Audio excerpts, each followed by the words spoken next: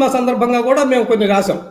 ఎందుకంటే అక్కడ పరుచూరి గోపాలకృష్ణ గారు విశాఖపట్నంలో ఒక మీటింగ్ లో పాల్గొని మాట్లాడేటప్పుడు ఏం చెప్పారంటే, పరుచూరి బేతినాయుడు అనే ఆయన రుద్రమదేవికి మేనమామ కావటం మా అదృష్టము, అటువంటి సినిమాకి మేము మాటలు రాయటం మా పూర్వజన్మ సుకృతం అని చెప్పి ఇట్లా ఏదో ఘనమైనటువంటి పదాలు ఏదో కొన్ని వాడారు అక్కడ.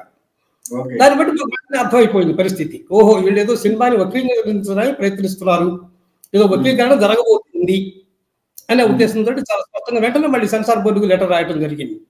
అనేక ఆధారాలు, రుద్రమదేవి యొక్క జీవితం, వాళ్ళ తల్లి ఎవరు, ఇవన్నీ కూడా, కాకతీయులు ఎవరు, కాకతీయుల వంశ చరిత్ర ఏమిటి, వాళ్ళ మూలం ఏమిటి, వాళ్ళు ఎక్కడి నుంచి వచ్చారు, అసలు వాళ్ళు తెలుగు వాళ్ళే కాదు, కాకతీయులు రాష్ట్రకూటులు వాళ్ళు. ఇవన్నీ కూడా చాలా శాసన ప్రమాణాలు అవన్నీ కూడా ఉన్నాయి. కీర్తిశేషులు పరబ్రహ్మ శాస్త్రి గారు కూడా చాలా చక్కని పుస్తకం కూడా రాశారు. అయితే ఆయన కొన్ని చోట్ల అటు ఇటు అన్నట్టుగా రాసుకుంటూ వచ్చినప్పటికీ కూడా చాలా స్పష్టమైన ఆధారాలు మాకు దొరికినాయి. శాసన ప్రమాణాలతోటి కూడా అవన్నీ కూడా మేము ఉదాహరిస్తూ వారికి మేము రాయడం జరిగింది సెన్సార్ బోర్డు.